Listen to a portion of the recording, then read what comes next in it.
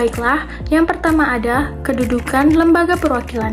Analisis kedudukan lembaga perwakilan dalam sistem politik Indonesia. Yang pertama adalah kedudukan Majelis Permusyawaratan Rakyat atau MPR. MPR merupakan lembaga tertinggi negara yang memiliki kekuasaan untuk mengubah dan menetapkan undang-undang dasar. Anggotanya terdiri dari anggota Dewan Perwakilan Rakyat atau DPR dan Dewan Perwakilan Daerah atau DPD. MPR memiliki wewenang untuk memilih presiden dan wakil presiden. Yang kedua adalah kedudukan Dewan Perwakilan Rakyat atau DPR. DPR merupakan anggota legislatif yang memiliki kekuasaan untuk membentuk undang-undang. Anggotanya dipilih melalui pemilihan umum yang dilakukan secara langsung, umum, bebas, rahasia, jujur, dan adil. DPR memiliki fungsi legislasi, anggaran, dan pengawasan terhadap pemerintah. Yang terakhir adalah kedudukan Dewan Perwakilan Daerah atau DPD. DPD merupakan lembaga perwakilan daerah yang anggotanya memiliki setiap provinsi di Indonesia. DPD memiliki fungsi untuk mengajukan rancangan undang-undang yang terkait dengan otonomi daerah, hubungan pusat dan daerah, serta pembentukan dan pemekaran daerah. DPD juga berfungsi sebagai pengawasan terhadap pelaksanaan undang-undang terkait dengan daerah. Yang kedua adalah hak dan kewajiban. Hak dan kewajiban yang dimiliki oleh lembaga perwakilan. MPR berhak menolak memberikan informasi yang dikecualikan sesuai dengan ketentuan peraturan perundang-undangan dan ketentuan yang ditetapkan MPR dan Sekretariat Jenderal MPR. MPR dan Sekretaris Jenderal MPR berhak menolak permohonan dan menolak memberikan informasi yang tidak sesuai dengan peraturan perundang-undangan dan ketentuan yang ditetapkan MPR dan Sekretariat Jenderal MPR. Kewajiban MPR ialah MPR dan Sekretariat Jenderal MPR wajib menyediakan, memberikan, atau menerbitkan informasi publik yang berada di bawah kewenangannya kepada pemohon informasi, selain informasi yang dikecualikan sesuai dengan ketentuan peraturan perundang-undangan dan ketentuan yang ditetapkan MPR. MPR dan Sekretariat Jenderal MPR wajib mencatat nama dan alamat pemohon informasi publik, subjek, dan format informasi, serta cara penyampaian informasi yang diminta oleh pemohon informasi publik. Yang kedua adalah hak DPR dan juga kewajiban DPR.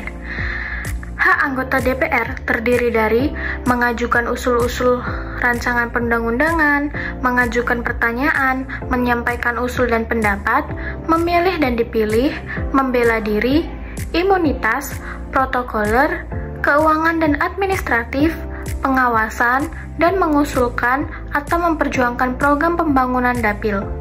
Kewajiban anggota DPR adalah memegang teguh dan mengamalkan Pancasila, melaksanakan Undang-Undang Dasar Republik Negara Indonesia tahun 1945, dan menaati ketentuan peraturan perundang-undangan, mempertahankan dan memelihara kerukunan Indonesia dan keutuhan Negara Kesatuan Republik Indonesia, mendahulukan kepentingan negara di atas kepentingan pribadi, kelompok, dan golongan, memperjuangkan peningkatan kesejahteraan rakyat, menahati prinsip demokrasi, dan penyelenggaraan pemerintahan negara. Yang terakhir adalah hak dan kewajiban DPD RI. Anggota DPD RI mempunyai hak untuk bertanya, menyampaikan usul dan pendapat, memilih dan dipilih, membela diri, imunitas, protokoler, keuangan, dan administratif. Anggota DPD RI mempunyai kewajiban memegang teguh dan mengamalkan Pancasila, melaksanakan Undang-Undang Dasar Negara Republik Indonesia tahun 1945, dan menaati peraturan perundang-undangan, mempertahankan dan memelihara kerukunan nasional dan keutuhan NKRI, mendahulukan kepentingan negara di atas kepentingan pribadi, kelompok, golongan, dan daerah, menaati prinsip demokrasi dalam penyelenggaraan pemerintahan negara, menaati tata tertib dan kode etik. Yang ketiga ada alat-alat kelengkapan. Alat-alat kelengkapan yang mendukung fungsi lembaga perwakilan. Alat kelengkapan MPR terdiri atas pimpinan, badan pekerja, komisi-komisi, dan juga panitia ad hoc. Alat kelengkapan DPR terdiri atas pimpinan, komisi dan subkomisi, badan musyawarah, badan urusan rumah tangga, badan kerjasama antar parlemen, dan badan lain yang dianggap perlu.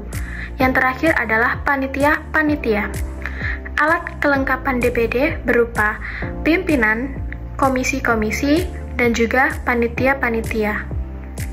Macam-macam lembaga perwakilan. Gambaran tentang berbagai macam-macam lembaga perwakilan di Indonesia. Yang pertama adalah lembaga legislatif.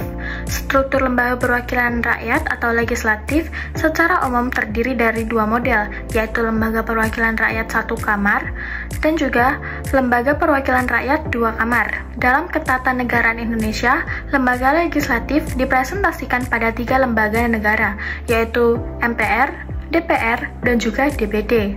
Yang kedua adalah lembaga eksekutif. Di negara-negara demokratis, lembaga eksekutif terdiri dari atas kepala negara seperti raja, perdana menteri, atau presiden beserta menteri-menterinya. Yang ketiga adalah lembaga yudikatif. Lembaga yudikatif berpuncak pada kekuasaan kehakiman yang juga dipahami mempunyai dua pintu, yakni Mahkamah Agung dan juga Mahkamah Konstitusi. Materi terakhir adalah ukuran dan komposisi parlemen. Ukuran dan komposisi parlemen Indonesia termasuk threshold parlementer.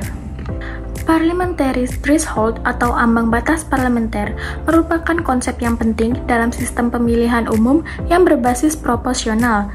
Dalam sistem ini, partai politik memperoleh kursi di parlemen sesuai dengan persentase suara yang mereka peroleh dalam pemilihan umum.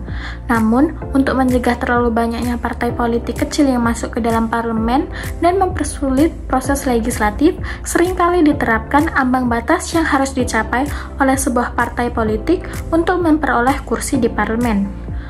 Komposisi parlemen mencakup beberapa aspek yang penting. Pertama, jumlah total kursi dalam parlemen ditentukan oleh undang-undang atau konstitusi negara tersebut. Selanjutnya, kursi-kursi ini didistribusikan kepada wilayah-wilayah pemilihan berdasarkan populasi atau representasi wilayah. Di beberapa negara seperti Jerman, sistem pemilihan menggunakan metode kombinasi yang menggabungkan pemilihan langsung dan daftar partai, sehingga mempengaruhi komposisi parlemen secara lebih kompleks.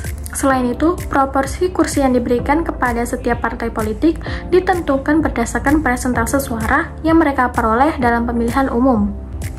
Ini dapat diatur melalui metode pemilihan umum proporsional seperti sistem D'Hondt atau Saint-Léger, di mana partai-partai dengan suara terbanyak mendapatkan kursi lebih banyak. Namun, untuk membatasi jumlah partai politik yang masuk ke dalam parlemen, seringkali diterapkan parliamentary threshold. Ambang batas ini adalah jumlah minimum suara yang diperlukan bagi sebuah partai politik untuk memperoleh kursi di parlemen. Jika partai politik tidak mencapai ambang batas ini, maka mereka tidak akan mendapatkan perwakilan di parlemen, meskipun mereka memperoleh suara dalam pemilihan umum. Komposisi parlemen yang sesuai dengan struktur politik suatu negara menjadi kunci untuk menciptakan representasi yang adil dan efektif dalam pengambilan keputusan legislatif melalui kombinasi yang tepat dari jumlah kursi, distribusi wilayah pemilihan, dan proporsi kursi berdasarkan suara, dan penggunaan parliamentary threshold. Sebuah negara dapat membentuk sebuah parlemen yang mencerminkan kehendak politik rakyatnya dengan cara yang efisien dan juga efektif. Baiklah, itulah materi yang dapat saya sampaikan pada video kali ini. Mohon maaf jika masih banyak kekurangan. Saya akhiri, terima kasih.